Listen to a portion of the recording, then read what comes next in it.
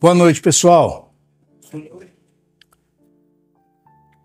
Que essa paz que estamos sentindo, ela possa nos acompanhar ao longo do resto dessa semana, das semanas que vêm, dos dias todos. E é possível desde que a gente se propõe a ter pensamentos elevados, sempre, né?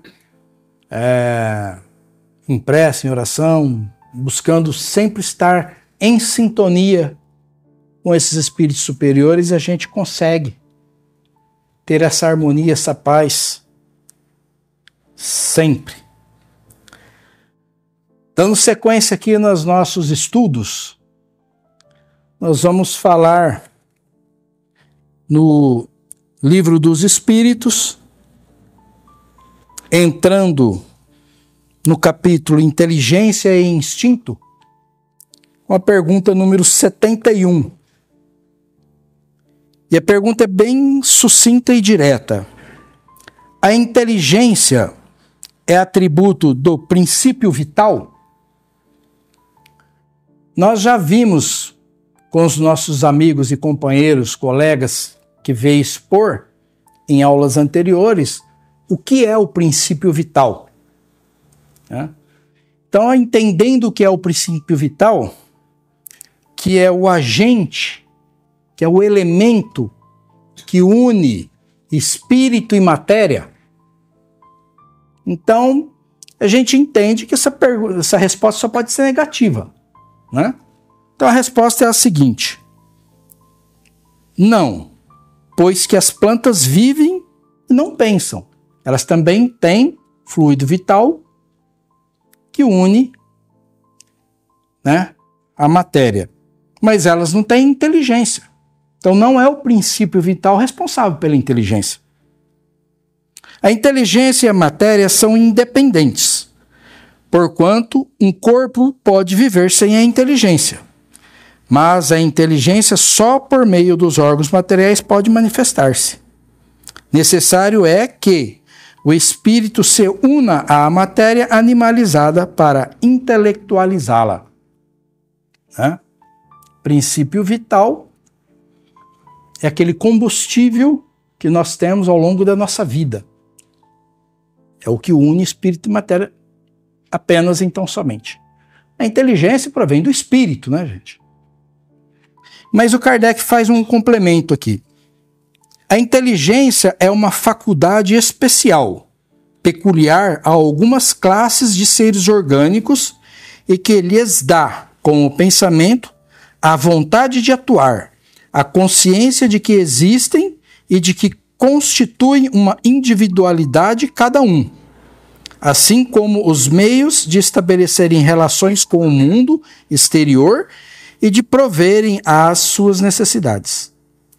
Pode distinguir-se assim: primeiro, os seres inanimados, constituídos só de matéria, sem vitalidade nem inteligência.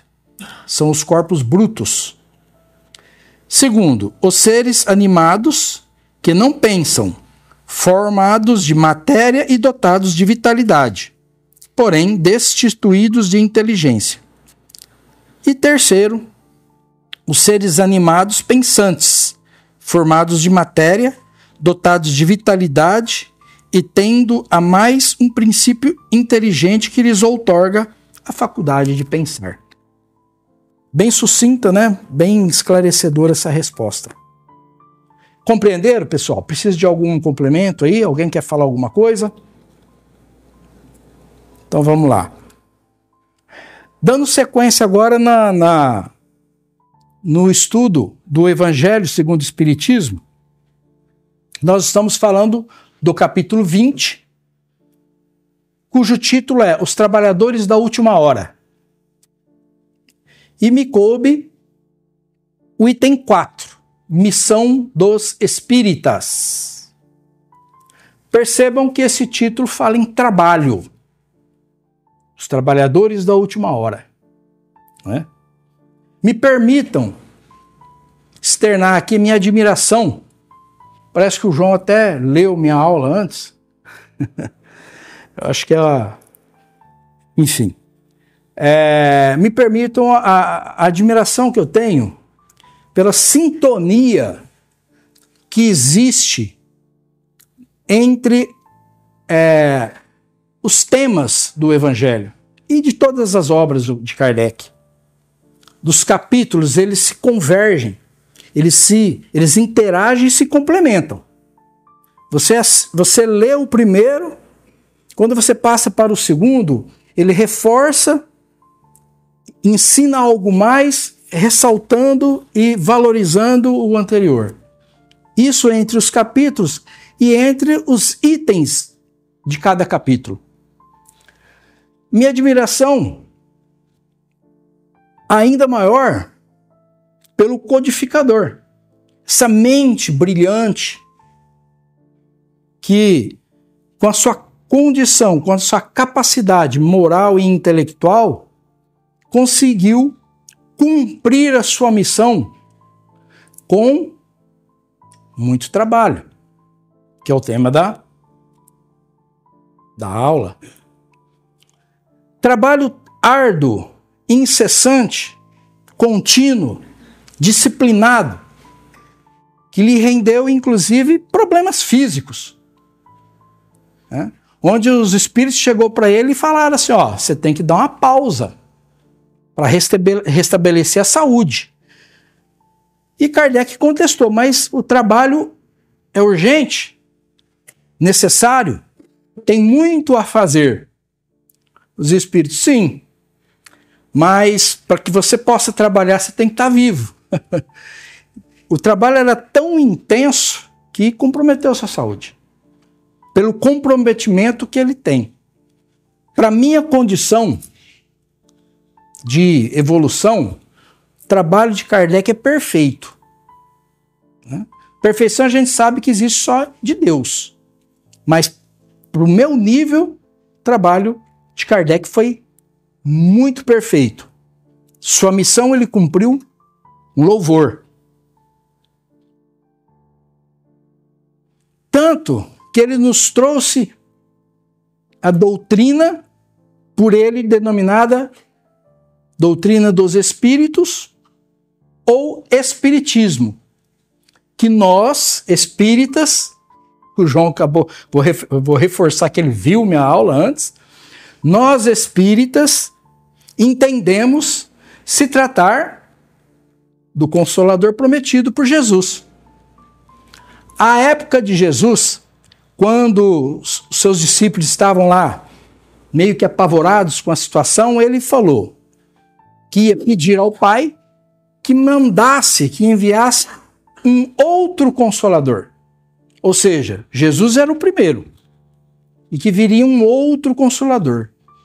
E que esse outro Consolador iria ser eterno. Então não pode se tratar de um homem, de uma pessoa.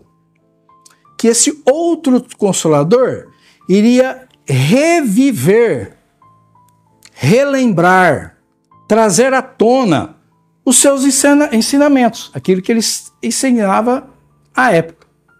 E que esse novo Consolador traria novas informações, abriria o véu, para novas informações que ele, naquele momento, não poderia transmitir à população devido ao seu atraso moral e intelectual.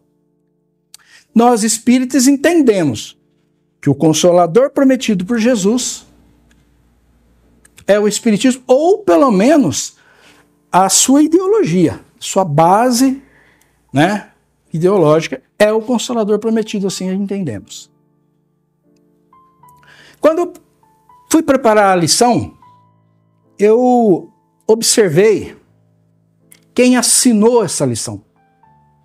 Esses espíritos superiores, eles são bastante humildes, Então lá, quem passou essa lição, Missão dos Espíritas, foi um tal de Erasto. Me bateu uma curiosidade, eu fui pesquisar, fui ver quem era Erasto. Aí eu descobri que o próprio codificador, o próprio Kardec, ele menciona Erasto no livro dos Médiuns. Quem foi Erasto? Foi um discípulo de Paulo de Tarso. Paulo de Tarso, a gente sabe que antes de se tornar Paulo de Tarso, era Saulo de Tarso. Todas as informações estão lá no livro Paulo Estevão, um livro belíssimo, recomendo a leitura. Saulo de Tarso era doutor da lei que perseguia os cristãos. Na estrada de Damasco, teve ali a sua conversão. E passou a ser um divulgador do cristianismo, dos maiores à época. Como Erasto era seu discípulo, também tinha essa missão de divulgar a boa nova da época, que era os ensinamentos de Jesus, ou seja, o cristianismo.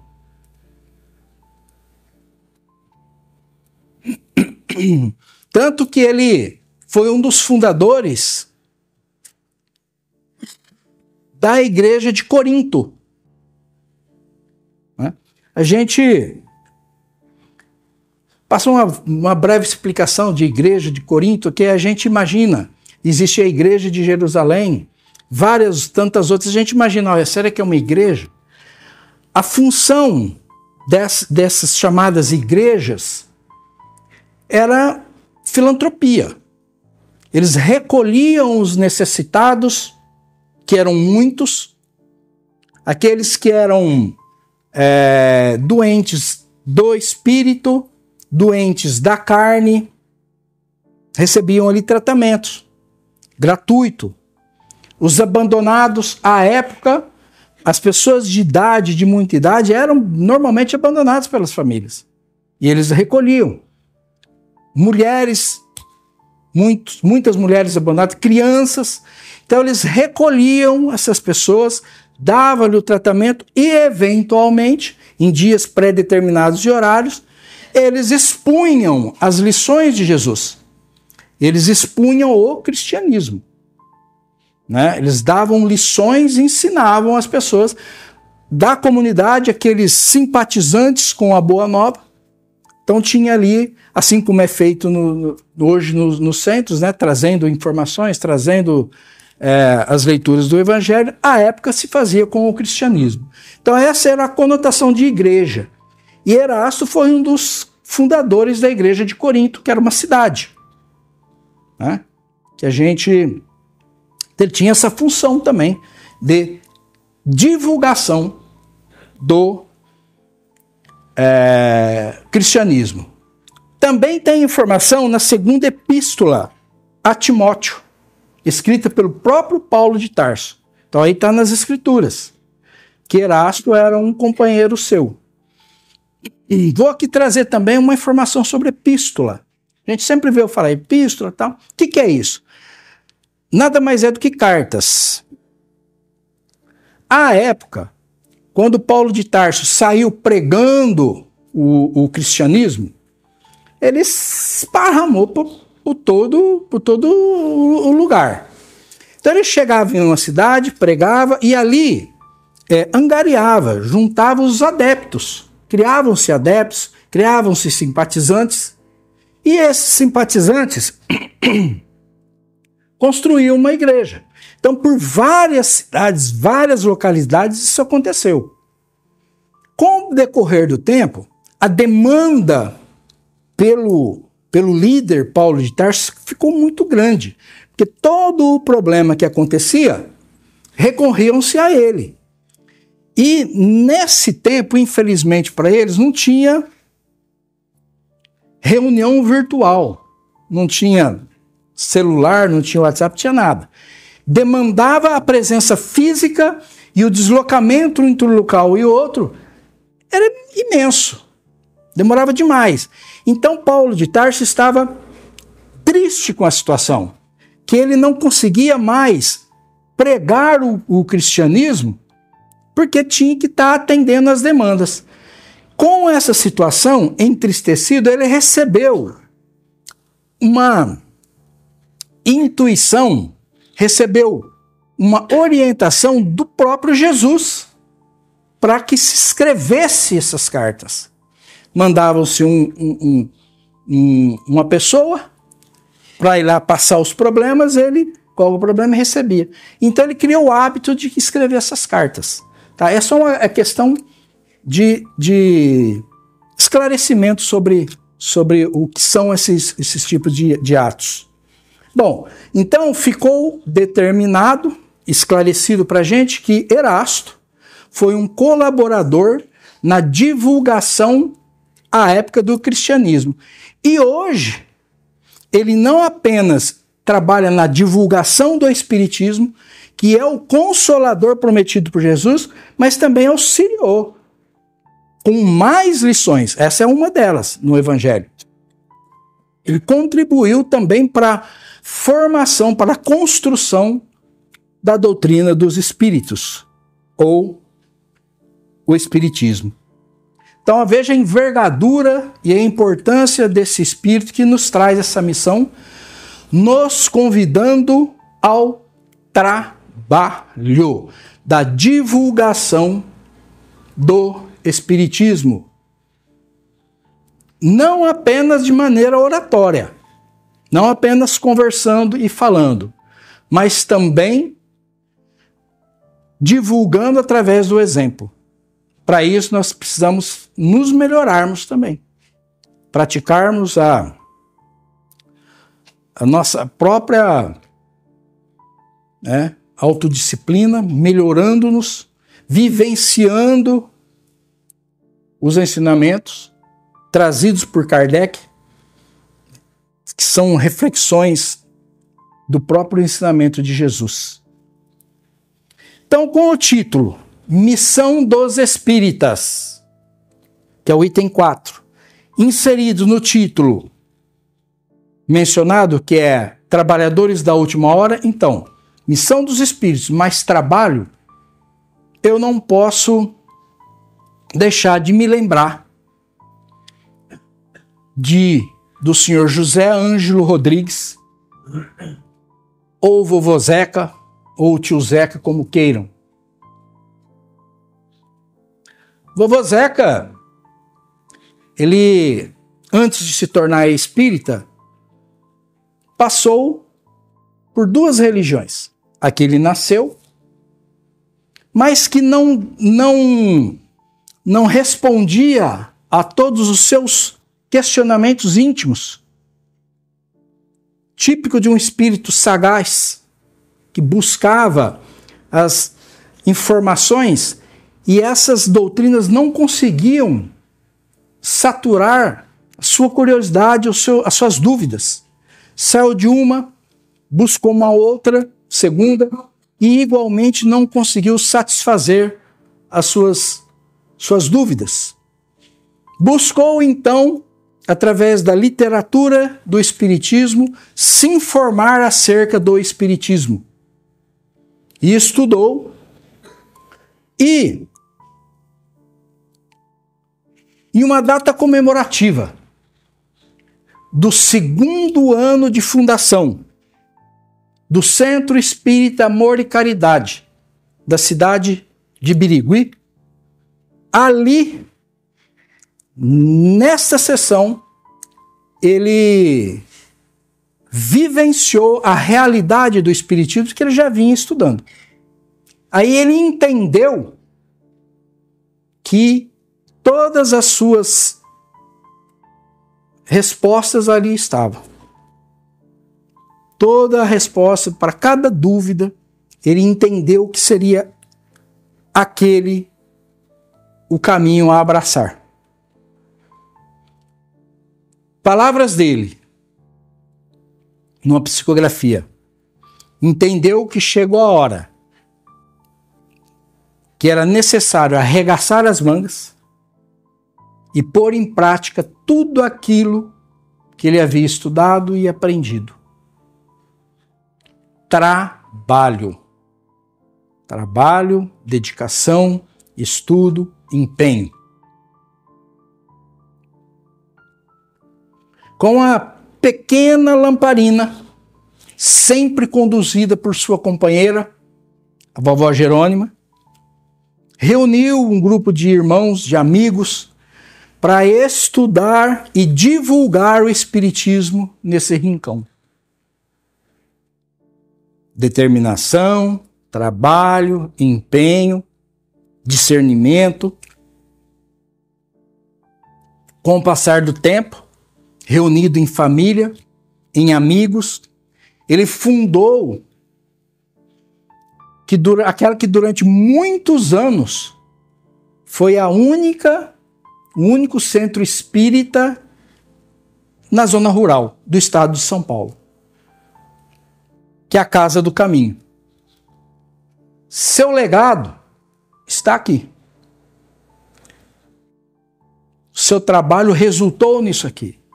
Todos os 11 filhos seguiu a religião. Tenho a impressão, não tenho certeza, mas quase certeza que todos os netos e a maioria dos seus bisnetos. Mas ele deixa bem claro também que o seu abraço amoroso se estende a todos os irmãos que buscam amparo, orientação nesta casa, independente de ser parente consanguíneo ou não. Que todos somos irmãos e ele tem a mesma dedicação, o mesmo empenho e assistência para com todos. Seu legado nos deixou a oportunidade de trabalho.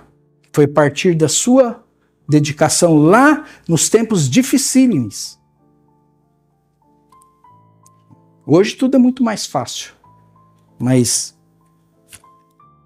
esse seu empenho resultou nessa oportunidade que temos aqui, de estar aqui contribuindo com essa pequenina coisa, que é falar aqui, como tantas outras coisas, mas é a oportunidade de aprendizado também. A lição do Erasto começa nos informando a mudança do velho mundo, onde ele informa que todo tipo de iniquidade ela se extinguirá, tá? A ponto de as futuras gerações não terem nem ideia da tipo de maldade que existe hoje aqui. Então isso aqui é um pensamento meu, entendo que essa colocação de Erasto nessa lição se refere à evolução dos mundos, né? Nós estamos deixando de ser um mundo de provas e expiações, onde a maldade impera, estamos nos transferindo para um mundo de regeneração, tá? Onde a maldade não... Ainda teremos provações, mas a maldade não vai imperar. Então eu entendo particularmente que seja isso que ele se refere.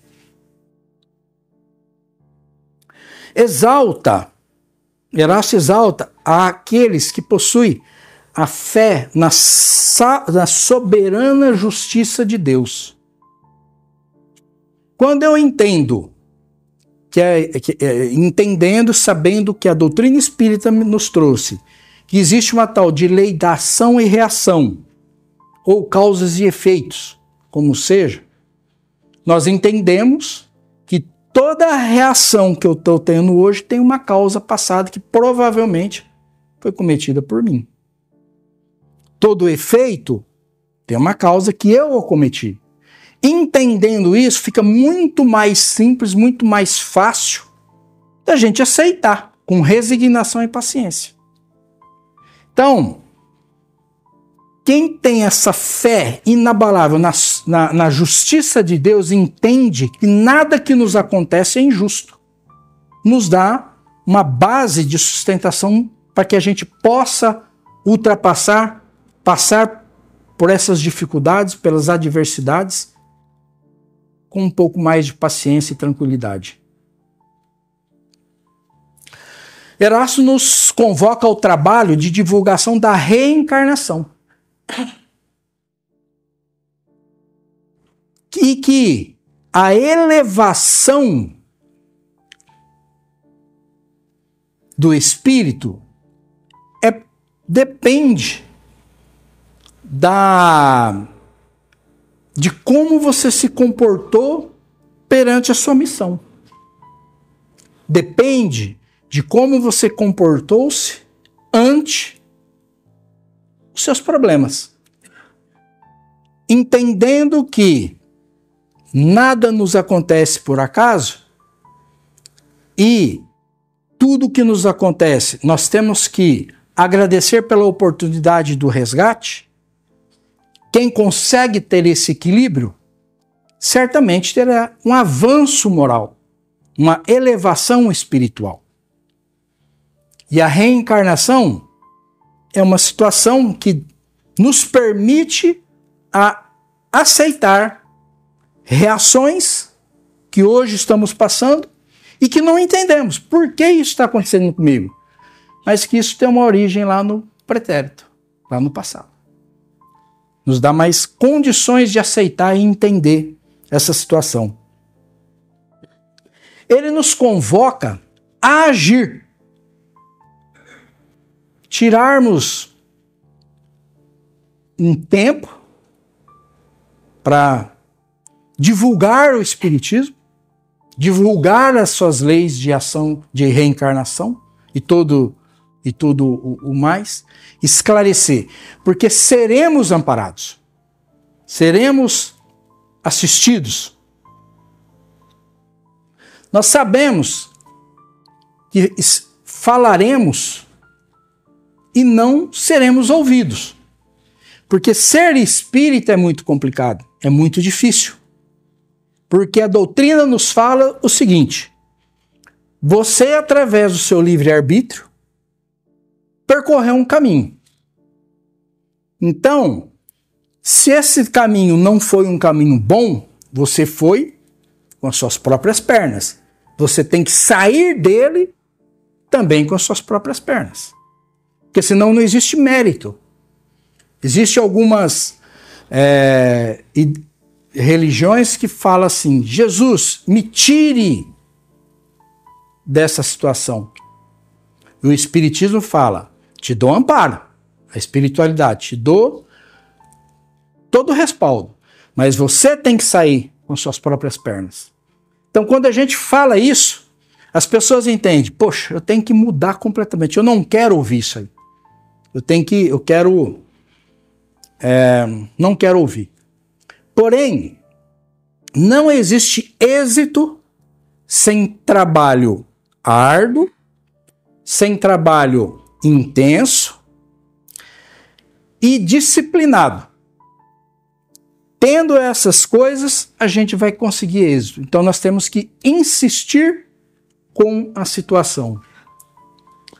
Todo homem de bem possui essa missão de, através do exemplo ou através da oratória, divulgar essa boa nova, o Consolador prometido. Não importa se você se acha incapaz, porque Deus, nesse momento, eu não tenho vocabulário, mas se fará entendido, porque tem o auxílio. Quando você tem boa vontade, tem o auxílio, tem o respaldo.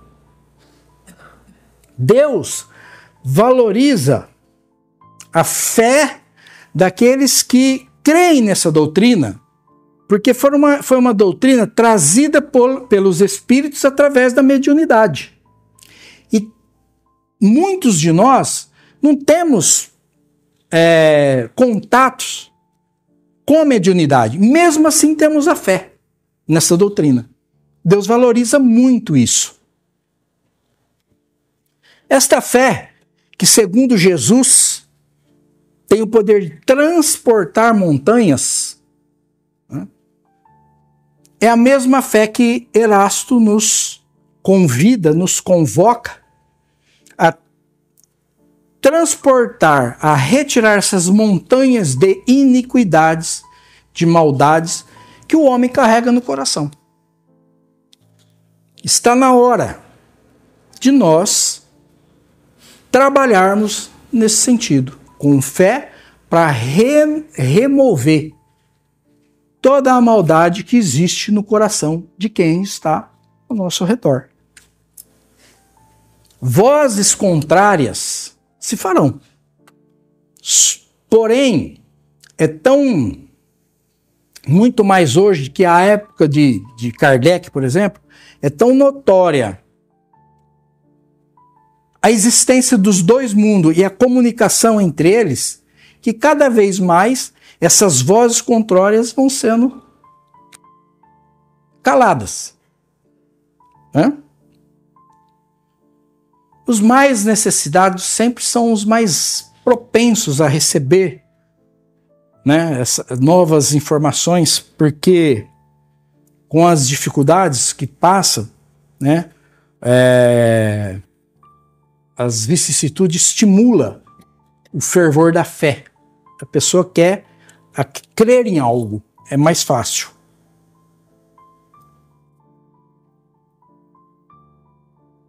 Não tenho o dom igual o João de decorar os poemas, mas eu vou falar um poema aqui chamado Disposição.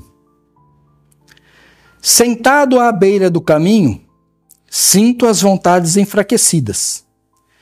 Sob frondosa árvore estou inerte, curtindo eterna preguiça, deixando o tempo passar para ver se algo acontece. De repente, uma rajada de vento me arrepia e me convence a procurar abrigo. Abrigo? Onde? Como me proteger da tempestade que se anuncia se sempre fiquei sentado à beira do caminho, deixando o tempo passar? Essa poesia ela foi escrita pelo Vovô Zeca, tá? E deixa explícito aqui a necessidade de trabalharmos, para que quando as adversidades chegarem, quando as tempestades baterem às nossas portas, nós termos como fugir do abrigo construído, né? Que nós possamos ser abastecidos de coragem, de fé, assim como Jesus, em sua época, que morreu pela humanidade, Paulo de Tarso, igualmente. Imagina você pregar o cristianismo correndo risco de morte, tanto que ele morreu pelo cristianismo. Erasto, o trabalho e o empenho de Kardec, que lhe custou a saúde, trabalho e empenho do Vovô Zeca. Tá? Então, nós recebemos tudo isso de mão beijada. Está à nossa disposição. Esse pessoal labutou, trabalhou, determinados, para que nós tenhamos essa condição hoje. Os trabalhos estão aí, à nossa disposição. A charrua, termo do Evangelho, que é um arado antigo, nós podemos entender que se trata do Evangelho, estão prontos. A terra, que são os nossos corações, estão à disposição. Terra fértil, para receber a semente. Estão esperando, estão à espera do trabalho. Então, somos hoje nós os responsáveis pela divulgação e pela vivência dos ensinamentos de Jesus, redivivos no Espiritismo, que é o Consolador prometido por Jesus. Agradecemos a Deus essa tarefa, é uma tarefa nossa, esse trabalho, porque nós somos os trabalhadores da última hora, nesse processo último que a Terra está nessa transição. Nós somos esses trabalhadores. Agradecer a Deus. Mesmo sendo os trabalhadores da última hora, Deus, em sua infinita misericórdia, irá nos retribuir com a mesma quantia daqueles trabalhadores da hora primeira. Obrigado.